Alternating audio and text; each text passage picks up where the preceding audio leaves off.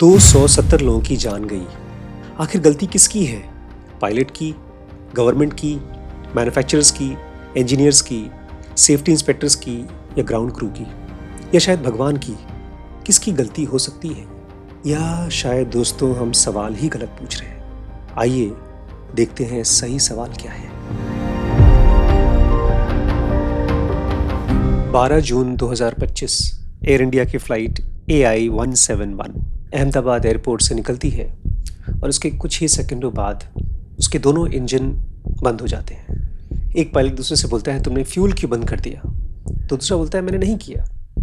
और उसके कुछ ही मिनटों बाद प्लेन क्रैश हो जाता है। तकरीबन 270 लोग मर जाते हैं। लेकिन मेरे लिए इससे भी बड़ी शॉकिंग खबर ये है कि ये न्यूज़ लीक हुई है, ना कि प्रेस रिलीज़। क्योंकि मैं सोच रहा हूँ आखिर कौन सा वो इंसान है, कौन सी वो बॉडी है जो इसकी रिस्पॉन्सिबिलिटी लेने से मना कर रही है। क्योंकि गलतियाँ हम इंसानों से होती रहती हैं, जानबूझ के या तो अनजाने में।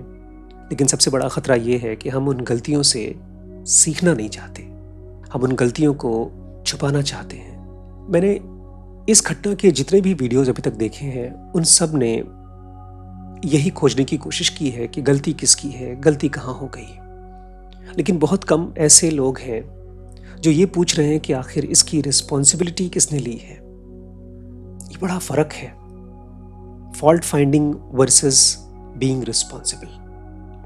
आज की वीडियो में मैं आपसे बात करने वाला हूँ कि पास्ट में भी ऐसी बहुत से प्लेन क्रैशेस हुए हैं, लेकिन एक बहुत स्पेसिफिक प्लेन क्रैश है 2009 का।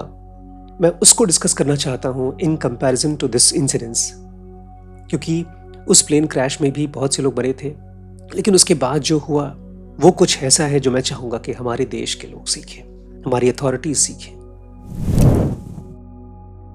मैं आपको एयर फ्रांस फ्लाइट 447 के क्रैश में ले जाना चाहता हूँ। 1 जून 2009 की घटना है। एयरबस A330 जो रियो से पेरिस जा रही थी। वेदर थंडरस्टॉर्म दिखा रहा था। 3 पायलट्स थे, एक मेन पायलट और 2 को पायलट।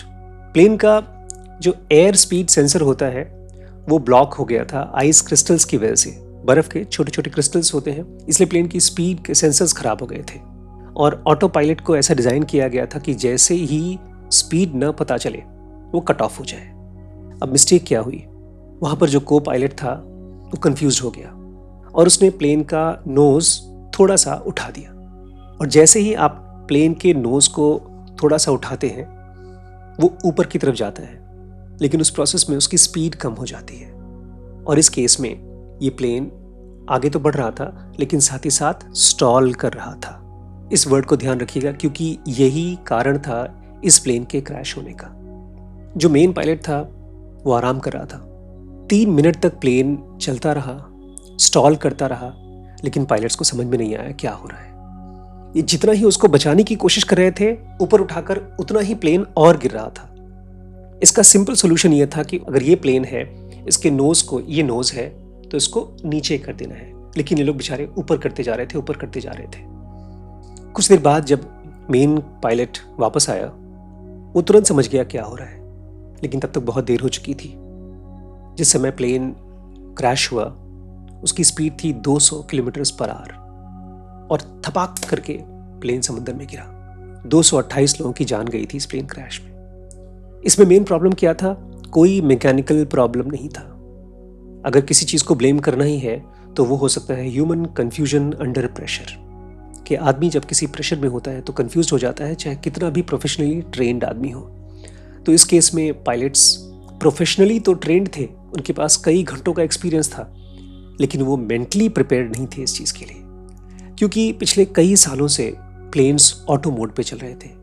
और अब जो पायलट्स इन हवाई जहाज़ों को उड़ा रहे थे, उनके पास जो मेंटल कॉग्निशन चाहिए था उस सिचुएशंस को डील करने का, वो ख़त्म हो चुका था। ये ऐसे ही है जैसे कि आज हम और आप शहरों में रहते हैं, मोटरसाइकिल और कार में चलते हैं। हमारी कैपेसिटी वैसी नहीं रह गई है जैसी गांव में जब हम किसानों की तरह काम करते थे, खेत में काम करते थे। लेकिन मैं तो सरप्राइज्ड हुआ जो चीज़ इसके बाद हुई। 2 साल तक इस प्लेन को इन्वेस्टिगेट किया गया। इसका ब्लैक बॉक्स 2 साल बाद मिला, समंदर की गहराइयों में पड़ा हुआ था। और ये जो भी मैं आपसे बता रहा हूँ ये सब का सब उस कॉकपिट के रिकॉर्डिंग से मालूम पड़ा। फ्रेंच एक्सीडेंट इन्वेस्टिगेशन ब्यूरो, हमें इनसे सीखना चाहिए। इनकी फाइनल रिपोर्ट आई थी 2012 में, 3 साल बाद, इन्वेस्टिगेशन के 3 साल बाद, और इन्होंने साफ साफ एडमिट किया कि ऑटो पायलट डिसएंगेज हो गया था और पायलट समझ नहीं पाए कि इस सिचुएशन को कैसे हैंडल किया जाए, और यही मेन कारण था इस प्लेन के क्रैश होने का। लेकिन इसके बाद जो हुआ वो कमाल की चीज़ है, ग्लोबल पायलट ट्रेनिंग रिफॉर्म। जी हाँ, इसकी वजह से एक नया रिफॉर्मेशन आया। एयर फ्रांस ने भी इस घटना की रिस्पॉन्सिबिलिटी ली और अब उन्होंने मैंडेटरी कर दिया कि हमारे पायलट्स को और ज़्यादा मैनुअल फ्लाइंग आवर्स दी जाए, और ख़ास तौर से स्टॉल्स, क्योंकि उस फ्लाइट का क्रैश होने का मेन कारण था स्टॉल, उसको पहचानने की स्पेशल ट्रेनिंग दी जाती है ऑल ओवर द वर्ल्ड सभी पायलट्स को। और इसके साथ साथ एक बड़ी चीज़ हुई है जो कि मुझे लगता है कि हर एक कंपनी को, हर एक ऑर्गेनाइजेशन को और हर एक फैमिली को अपनी संस्था में इसको इंक्लूड करना चाहिए, और वो है बेटर क्रू कोऑर्डिनेशन। हुआ ये कि जो पायलट था वो यंग था, रिलेटिवली कम एक्सपीरियंस था, और जो मेन पायलट था वो सो रहा था। अगर वो आ गया होता तो उसने इसको पहचान लिया होता इस स्टॉल को, और प्लेन क्रैश नहीं होता। लेकिन शायद वो संकोच में रहा हो या जो भी वजह हो, इन दोनों के बीच में कोऑर्डिनेशन नहीं हुई। तो देखा जाए तो पूरे सिलेबस को फिर से लिखा गया, और जो हमारे मैन्युफैक्चरर्स थे एयरबस, उन्होंने अपनी कॉकपिट सिस्टम्स को अपडेट किया, सॉफ्टवेयर लॉजिक को और बारीक किया, और इस पूरी इंडस्ट्री में एयरबस ने अपने आप को फिर से रीथिंक किया, और उसमें बहुत से ऑटोमेशंस को डिसएंगेज किया गया ताकि पायलट्स को एक्सपीरियंस आए। अभी भी हो रहा है एजुकेशन के सेक्टर में, हेल्थ के सेक्टर में, ऑलमोस्ट हर एक सेक्टर में हम इस चीज़ को रियलाइज़ नहीं कर रहे हैं। जितना ज़्यादा हम ऑटोमेशन पर रिलाई करते हैं उतना ही हमारा डिसएंगेजमेंट हो जाता है, और हमारे ब्रेन में ह्यूरिस्टिक्स ख़त्म होते जाते हैं, इंट्यूशन ख़त्म होते जाता है। लेकिन इसकी वजह से जो दुनिया में रिफॉर्मेशन आया है वो है मेरे लिए सबसे रिस्पॉन्सिबल चीज़, क्योंकि जब आप किसी ट्रूथ को फेस करते हैं तो बदलाव आता है। जैसे इस केस में, एयर फ्रांस 447 के केस में, इंटरनेशनल एविएशन स्टैंडर्ड्स को परमानेंटली चेंज कर दिया गया।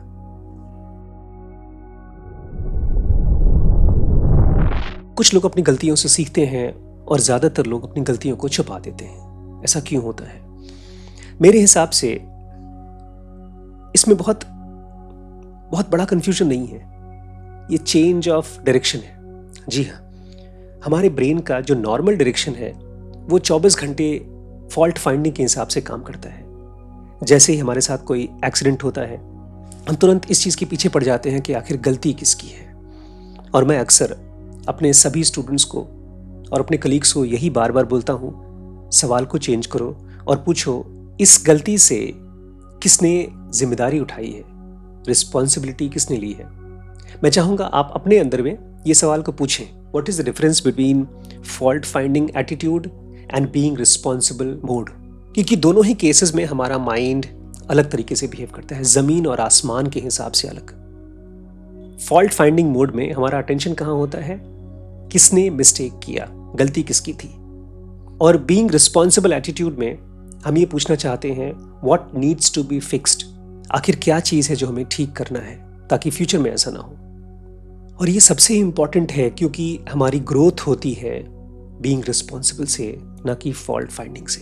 तो इस पूरी घटना के बाद मेरा क्वेश्चन अभी भी यही है कि गलती किसकी है ये नहीं, अब रिस्पॉन्सिबिलिटी कौन है। वो कौन सी इन्वेस्टिगेटिंग अथॉरिटी होगी इंडिया की जो केवल इस घटना की ट्रूथ को बाहर नहीं लेकर आएगी, वो दुनिया में इस तरह की घटनाएं कभी ना हो इस चीज़ को इंश्योर करेगी। और जहाँ तक सवाल है दोस्तों आपके और हमारे बीच में, आप अपने आप से पूछिए कि आप किस मोड में जी रहे हैं। क्या आप रिएक्ट कर रहे हैं या आप रिस्पॉन्ड कर रहे हैं। हम लोगों ने ज़ेनो का कोर्स इसीलिए क्रिएट किया है क्योंकि मैंने देखा आज से कई साल पहले अपनी पर्सनल लाइफ में लोग मेरे साथ और मैं भी अपने साथ यही कर रहा था, फॉल्ट फाइंडिंग। फिर एक पॉइंट के बाद जब मुझे एहसास हुआ कि हमारा ब्रेन, हमारा अपना खुद का ब्रेन, उसका एक पार्ट जानवर की तरह है, जंगली जानवर की तरह, और उसको ट्रेन करना होगा, उसको एनरिच करना होगा। तब मैंने अपने आप को योग की साधना में आगे बढ़ाया, जिसको मैं कहता हूँ ज़ेन योग। इसके बहुत से वीडियोस हम लोगों ने यूट्यूब पे डाले हैं और इसका पूरा फ्री कोर्स अवेलेबल है हमारे dkbrains.com पे। और अगर आप हमारे साथ मिलकर के इस यात्रा पे चलना चाहते हैं तो ढेर सारे अलग अलग कोर्सेज हैं जो आपको माइंड के बारे में, मनी के बारे में और डिसीजन मेकिंग के बारे में ऐसी ऐसी चीज़ें सिखाते हैं जो नॉर्मली स्कूल्स सिखाना चाहिए, कॉलेज बताना चाहिए, लेकिन वो नहीं कर रहे हैं। तो वेट मत करिए, फॉल्ट फाइंडिंग मोड से निकल करके बीइंग रिस्पॉन्सिबल मोड में आइए। और हो सके तो इस वीडियो को इतना शेयर करिए कि जो हमारी अथॉरिटीज़ हैं, जो हमारी गवर्नमेंट है, उनको इस समझ में आए कि किस मोड में उन्हें इस प्रॉब्लम को और ऐसी सारी प्रॉब्लम्स को अप्रोच करना चाहिए। Not fault finding but being responsible. ठीक है।